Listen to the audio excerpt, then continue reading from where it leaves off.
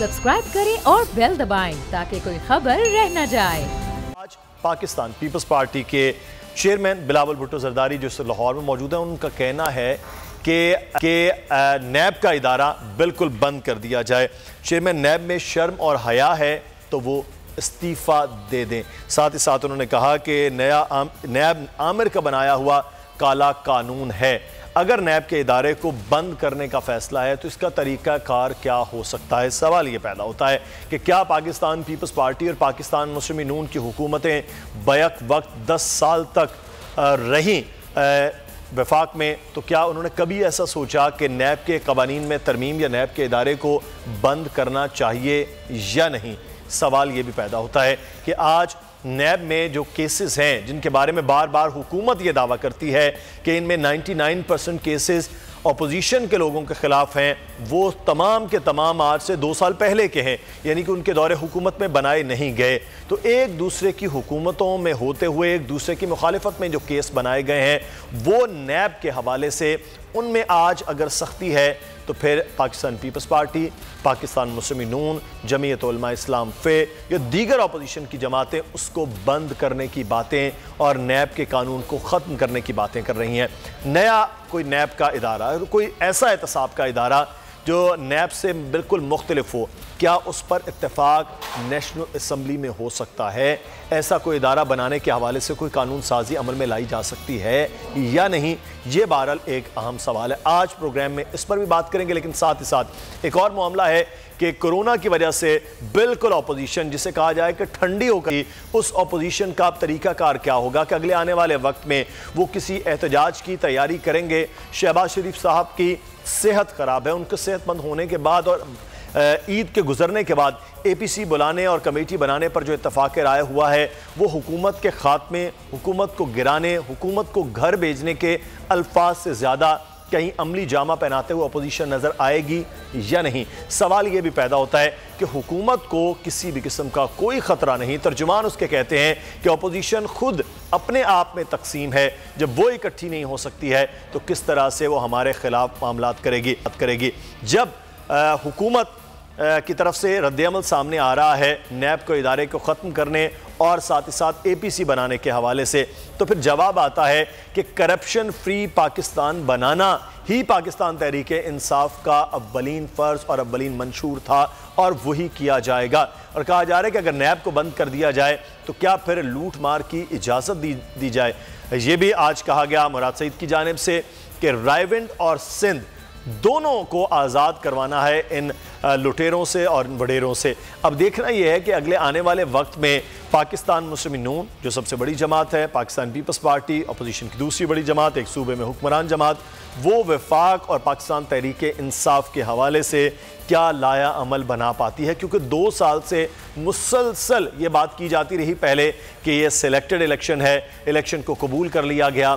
शुरू दिन से पाकिस्तान तहरीक इंसाफ के हवाले से बात की गई कि वो डिलीवर नहीं कर रहे हैं। पाकिस्तान तहरीक इंसाफ और जब चीज़ें सामने आई कि पाकिस्तान में इस वक्त तजारत खसारा जो है वो बिल्कुल अब कम कर दिया गया है पहले की निस्बत, तो ये एक अचीवमेंट है। वो कह रहे हैं कि पाकिस्तान में अब हालात पहले से ज़्यादा बेहतर हो रहे हैं।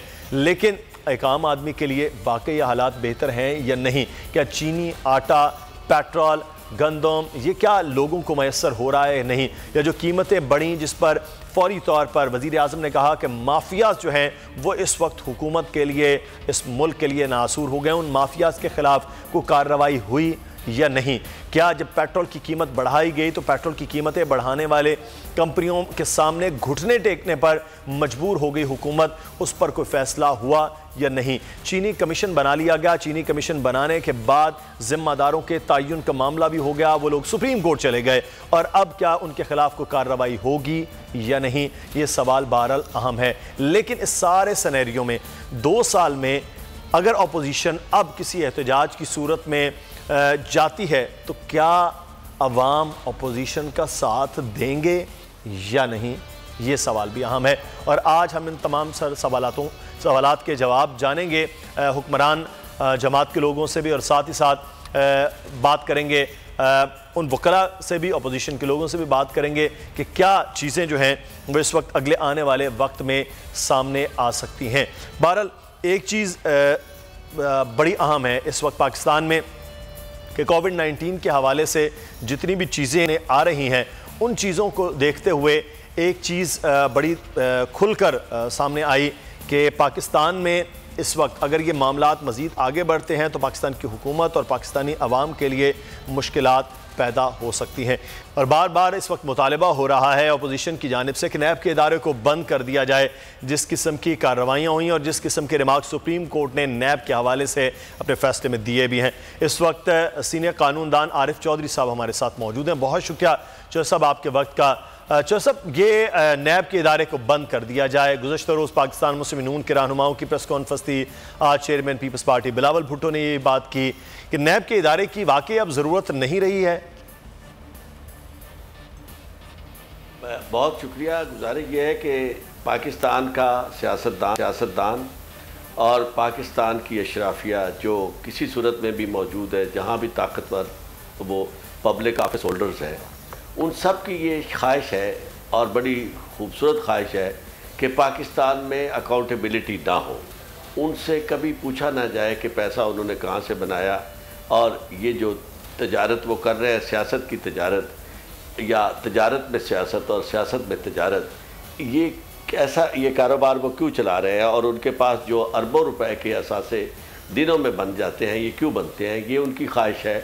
और इसका एहतराम यकीनन होना चाहिए। उसकी वजह यह है कि सिर्फ मुल्क उन्हीं के लिए है, बाकी आम आदमी जो है उसकी ज़िंदगी तो हर सूरत पहले से ज़्यादा तकलीफ़ में है, और हर दौर में उसके साथ यही खेल खेला गया। उसे यही कहा गया कि बस आप देखें, ये लूटा हुआ पैसा वापस आएगा, आपकी ज़िंदगी में एक तब्दीली आएगी।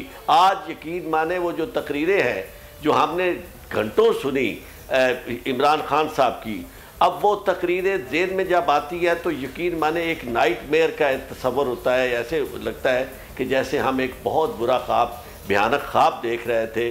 और क्या पाकिस्तान के लोग इसीलिए यानी वोट देते हैं कि इसीलिए तकदीर ने चुनवाए थे तिनके बन जाए निशेमन तो कोई आग लगा दे? क्या हम इसीलिए वोट देते हैं कि हमारे साथ इस तरह मजाक किया जाए और हमारे ख्वाबों से इस तरह खेला जाए? और मैं समझता हूँ कि ये बहुत बड़ी बदकिस्मती है। और जब लोगों की आदर्शें, उनकी उमंगें, उनके आइडियल्स टूटते हैं तो उनका ईमान जो है वो ना सिर्फ हुक्मरानों से उठता है बल्कि वो स्टेट हुड जो है वो भी शदीद ख़तरे में आ जाती है। तो मैं ये समझता हूँ कि ये ख्वाहिश है कि नैब का इदारा ख़त्म कर दिया जाए, ये बिल्कुल उसी तरह की ख्वाहिश है। लेकिन असल बात जो है वो मैं एक सवाल भी आपसे यहाँ पे करना चाहूँगा। जी, सवाल भी मेरा यहाँ पे है कि ये नैब ख़त्म कर दिया जाए, नैब के इदारे को बंद कर दिया जाए, ये वाली बातें हैं। आप इसको बताइएगा कि नैब का इदारा ख़त्म करना, बंद करना, बिल्कुल इसको मलियामेट करना, क्या तरीका कार क्या हो सकता है? इसको बस ऐसे ही एक हुक्म से हो सकता है, कानून साजी मुमकिन है, वो क्या तरीका कार हो सकता है? क्योंकि बहस बहुत हो रही है, ट्वीट्स बहुत कर रहे हैं, बयान बहुत दे रहे हैं, लेकिन जब 10 साल पिछले 2 हुकूमतों ने नहीं बंद किया, उसमें कोई तरमीम तक नहीं की, तो अब ये अचानक बंद करने का कोई तरीका कार कैसे हो सकता है? रात हम टीवी के एक प्रोग्राम में थे तो बार बार ये सवाल अपोजिशन और हुकूमत के लोगों से किया गया कि जनाब आप बताएं तो सही कि आपके पास कोई तजावीज़ है अकाउंटेबिलिटी का? ये इदारा अगर ख़त्म किया जाता है तो और क्या किया जाए, और कौन कौन सी तरमीम है? किसी के पास कोई तरमीम नहीं थी। दोनों अपनी अपनी हदों पे कायम थे। एक कह रहा था कि जनाब करप्शन फ्री पाकिस्तान होना चाहिए, दूसरा कह रहा था कि देखिए जनाब ये तो अदालत ने भी कह दिया कि जनाब ये एक तरफ सियासतदान जो हुकूमत में है उनको तो छोड़ा जाता है, दूसरी तरफ जो हुकूमत से बाहर है उनको पकड़ा जाता है। असल बात यह है जो बड़ी मानी खेज़ है कि अब तक ये जो कानून एहतसाब का है ये क्यों बनता है आर्डिनेंसेस के ज़रिए? यानी सबसे बड़ा काम है, नंबर 1 प्रायोरिटी किसी गवर्नमेंट की जो होनी चाहिए कहीं भी किसी भी मुल्क में, वो एहतसाब है। तो एहतसाब का इदारा जो है वो पार्लियामेंट क्यों ना बनाए, कानून साजी के ज़रिए क्यों ना बने, और फिर दोनों तरफ से तजावीज़ आए, बाकायदा थ्रेड बार डिस्कशन हो और पता चल जाए कि कौन क्या चाहता है। चूँकि अभी तक जो तरामीम मैंने देखी जो इसमें जिसके लिए कोशिश की गई वो तरमीम तो ये है कि एक बिल्कुल इस तरह का इदारा टूथलेस किस्म का इदारा हो, जिसके पास चेयरमैन के पास ना इख्तियार हो गिरफ्तारी का, ना किसी के साथ वो इस अंदाज में डील कर सके, बेल भी हो सके, और बिल्कुल उसी तरह जिस तरह बाकी अदालतों में हो रहा है उसी तरह इसमें भी हो।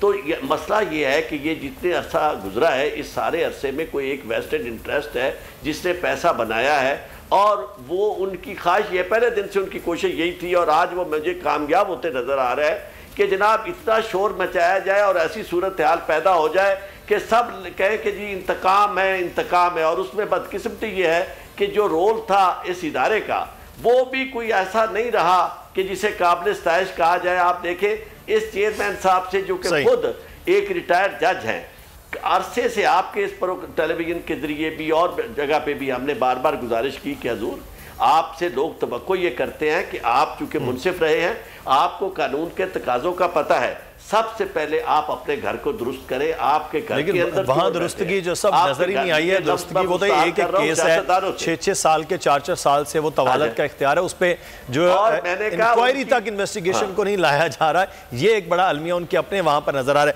है। मुझे मोहम्मद नदीम कुरैशी साहब ने ज्वाइन किया है, पाकिस्तान तहरीक इंसाफ के रहनुमा और तर्जुमान पंजाब हुकूमत है। बहुत शुक्रिया कुरैशी साहब आपके वक्त का। सर, एक तो नैब को ख़त्म करने की बिलावल भुट्टो जरदारी साहब लाहौर में मौजूद हैं, उनको ख़त्म करने की बात कर रहे हैं। दूसरा वो कह रहे हैं कि पंजाब में बिल्कुल नालायक और नाअहल पंजाब की टीम सूबा चलाने की अहलियत ही नहीं रखती है, और इस वक्त करप्शन की बात है खुद पंजाब के अंदर पाकिस्तान तहरीक इंसाफ के लोग कर रहे हैं। तो फिर इस सूबे के साथ आप क्या कर रहे हैं सर? आप पर इल्ज़ाम हो रहा है कि 2 सालों में आईजीज और चीफ सेक्रेटरीज जितने आपने तब्दील किए हैं, माजी में 5 साल में उतने तब्दील नहीं होते, सूबा नहीं चल रहा।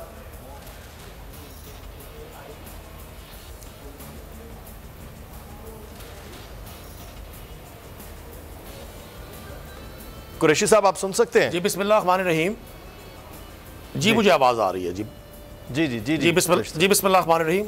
देखिए मैं कर्ज करूँ आपको मुदस्सर, सबसे पहले बिलावल भुट्टो साहब के इस बात पर कि जो उन्होंने आज नैब के हवाले से स्टेटमेंट दी है, यही वो चेहरा था इन जमातों का जो पाकिस्तान की आवाम को हम दिखाना चाहते थे। और ये देखिए मकाफात अमल है, वो तमाम चीज़ें अब इनके मुंह से लोग सुन रहे हैं। जो हम कहा करते थे कि इन्होंने ना सिर्फ सिस्टम को करप्ट किया बल्कि इन्होंने इक़्तिदार के ज़रिए पाकिस्तान के वसाइल को लूटा, और इस तरह से वसाइल को लूटा कि जिन इदारों ने इन पर या उन तमाम लोगों पर जिन्होंने किसी भी तरह से करप्शन की हाथ डालने की कोशिश की, तो ये इदारों के दुश्मन हो गए।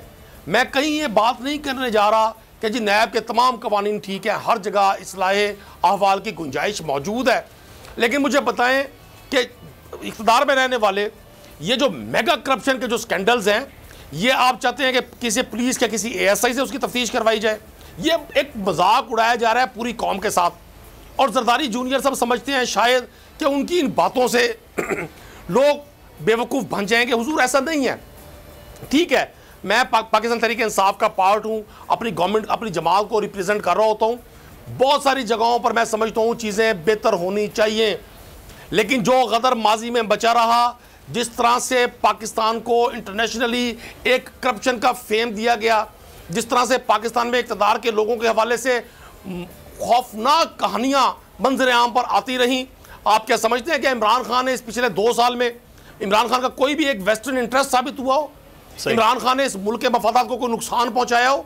आप लाख तनकीद करें, लेकिन प्राइम मिनिस्टर ऑफ पाकिस्तान और उनकी कैबिनेट की मेजॉरिटी, और इसी तरह से पंजाब में कोई इनके पास कोई ऐसी बात नहीं है जो ये कह सके। पंजाब सर वो तो कहते हैं एक माइंडसेट बनाया गया माजी में। पंजाब के अंदर क्या किया है? वो कहते हैं पंजाब जैसा सूबा जिसमें आधे मुल्क की आबादी उस सूबे के अंदर है, वहां पर जो हालत पहले थी उससे भी बदतर हालत हो गई है। वो कहते हैं सड़कें तक तो आप मरम्मत नहीं कर सके हैं, बड़े मंसूबे तो लगाना मुश्किल हो गया है, किसानों के लिए मुश्किलात पैदा हो रही हैं।